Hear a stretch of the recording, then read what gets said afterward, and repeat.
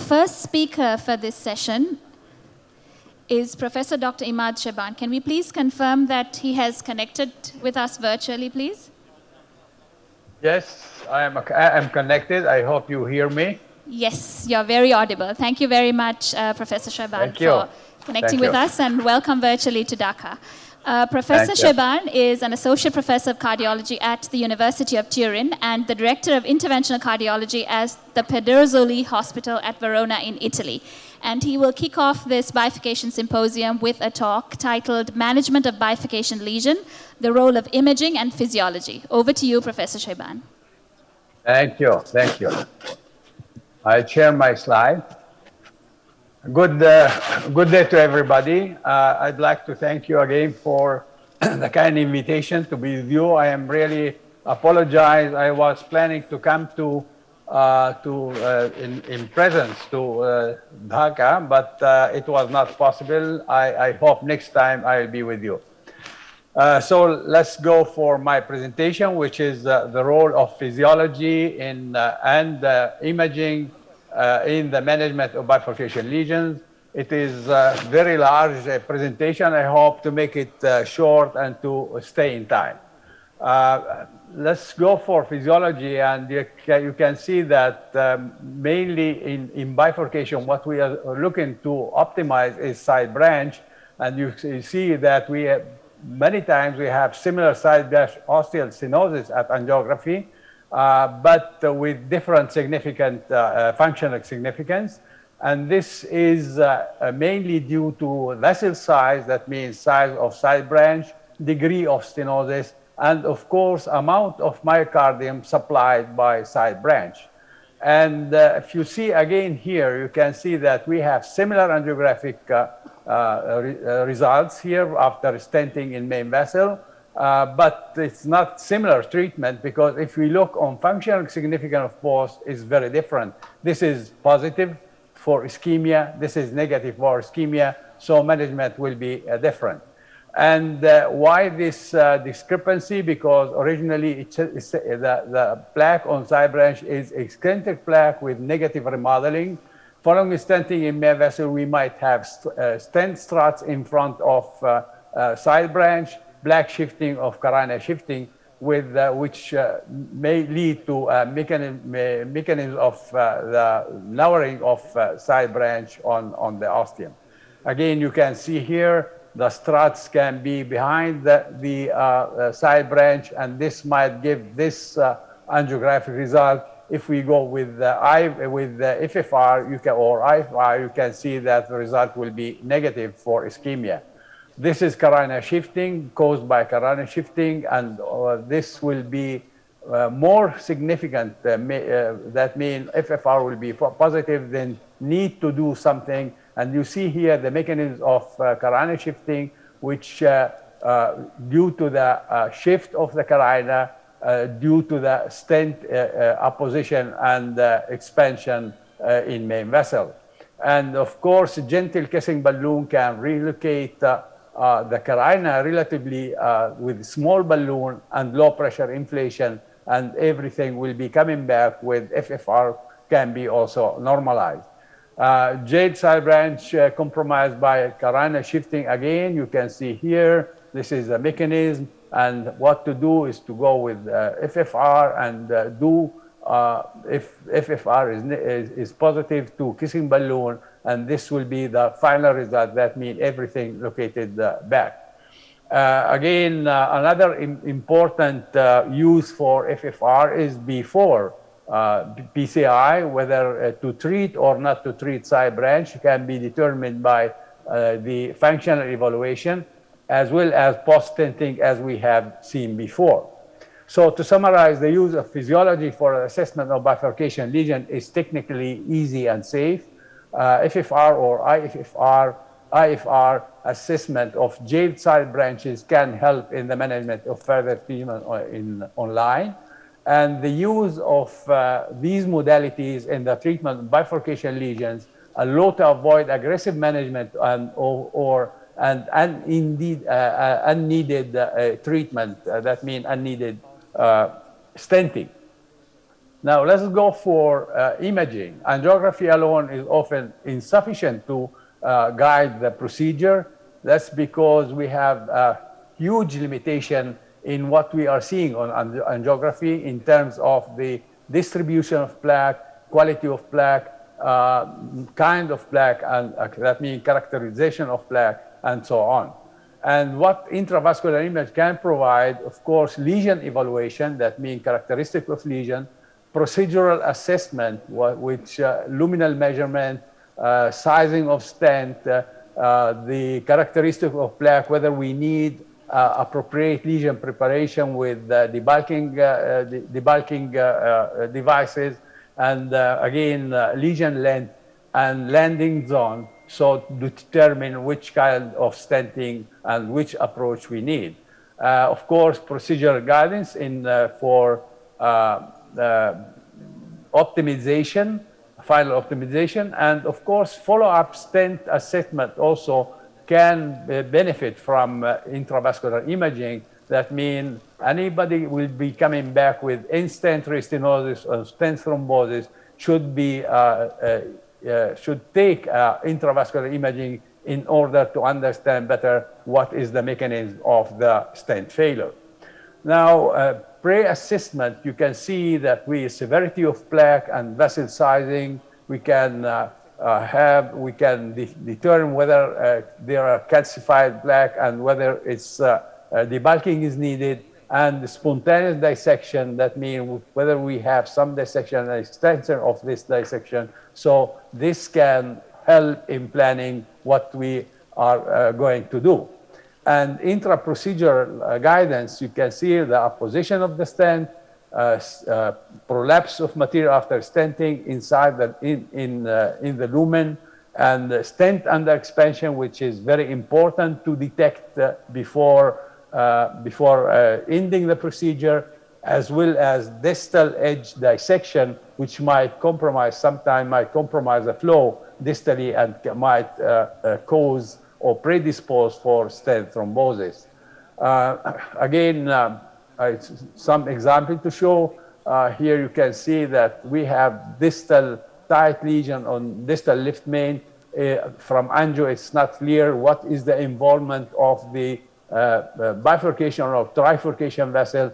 I think IVUS here can guide you exactly what to do, and you see that no at all involvement of ostial lesion, ostial of the trifurcation branches, but only limited to distal left main, and this make it more easy to treat this patient with single stenting. As well as lesion extension, again, you can see here, this is very complex anatomy, and if you do not have IVUS, you will never know where is the extension or how much is extended the plaque, and the strategy will not be really optimally selected.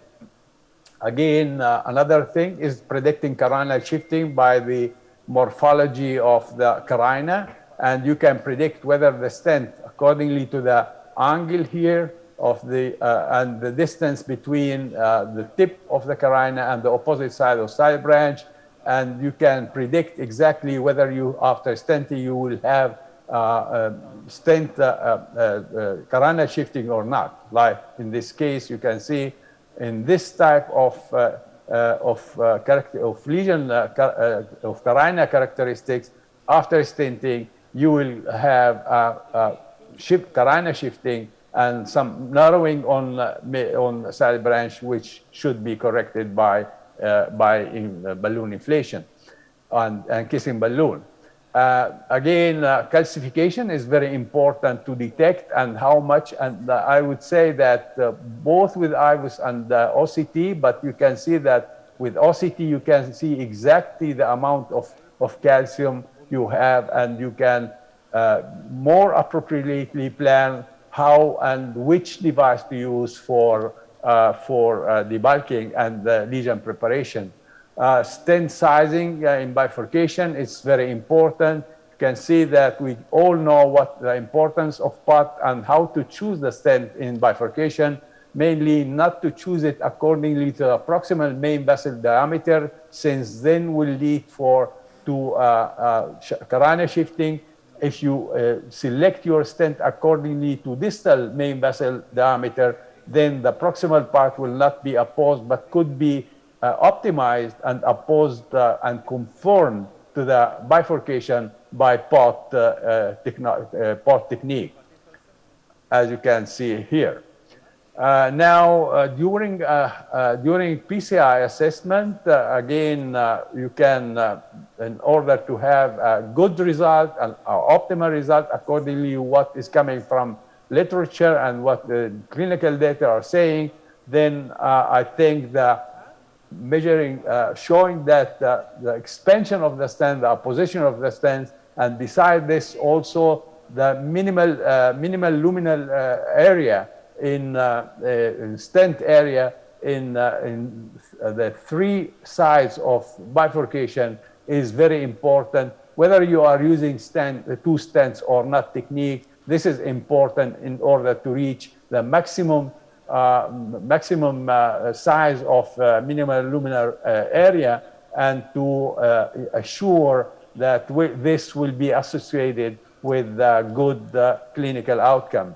Now, if we look on this angio, you can see after stenting, crossover stenting from left main to LAD, you see angiography is really fine, is optimal, seems to be optimal. If you look with IVUS, in this case, you can see that there is a huge malapposition of the stent, and this might predispose for stent thrombosis or in-stent restenosis. And you see that by angio, even after post-dilatation, you will still having the same aspect, but if you go with intravascular imaging, you can see that now it is much more, much better, the result, with good opposition and good expansion of the stent.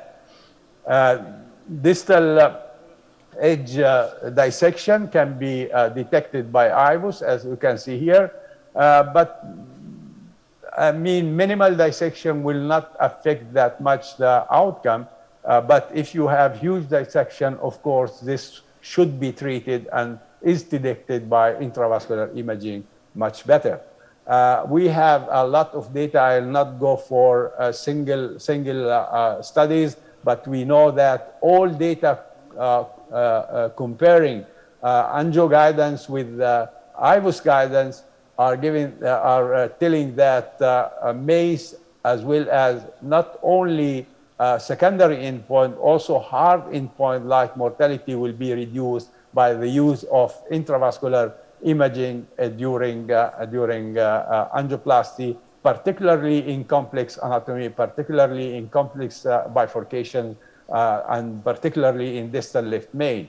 Again, this is the last meta-analysis, came in 2 years back, and you can see again confirming that intravascular guidance of our procedure will reduce MACE, target lesion revascularization, stent thrombosis, and the myocardial infarction as well.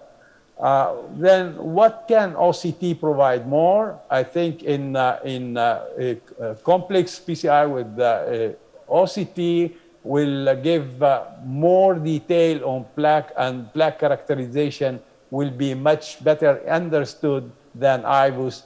As you can see here, the more detail, also something more related to the real anatomy of what we're having is detected better there with higher resolution with OCT than IVUS. As you can see here, the thin fibrous scap, ruptured plaque, in-stent restenosis with intimal hyperplasia, which cannot be distinguished that much easy with intravascular imaging, or at least not in all patients. Again, stent opposition and expansion is much better detailed by OCT as compared to IVUS, as well as also plaque characterization, the extension of the plaque, where it's landing zone, and so on. And of course, the appropriate wire crossing to distal left main bifurcation, or generally in bifurcation, you can see exactly where you are crossing with your wire by OCT. while by IVUS, this is not possible. And also, if a newer, more detailed three-dimensional imaging in procedural steps, and as you can see here, for example, in this example with two stents technique, this is after stenting side branch and opening the strut to the main vessel. You can see exactly what is the conformation of your stent and how much appropriate crossing of the stent you have made with the crossing that and the position where you are crossing and so on. And if we look here again, also we have some studies showing that the same like what we have seen in with IVUS, that means OCT can improve significantly the outcome in terms of reduction of MACE, and if Professor Sheiban, apologies to interrupt. If we could please wrap up in the interest of time. Finally, this is the final showing that there is no difference between IVUS and this meta-analysis, no difference in the use of intravascular, IVUS or OCT. And these are the recommendation by guidelines. So my final remarks is that IVUS, OCT in complex coronary lesion provide more accurate and detailed information about anatomy, lesion characteristics, and extension. IVUS OCT guidance in complex coronary intervention, and particularly in distal left main, is important, both pre-procedure and post-procedure, providing more detailed information of what we are doing and the outcome and the optimization of our procedure. In daily practice, OCT and IVUS are important and highly recommended in complex intervention for a more objective procedural guidance and optimization, which is favorably impact the clinical outcome. Thank you very much for your attention.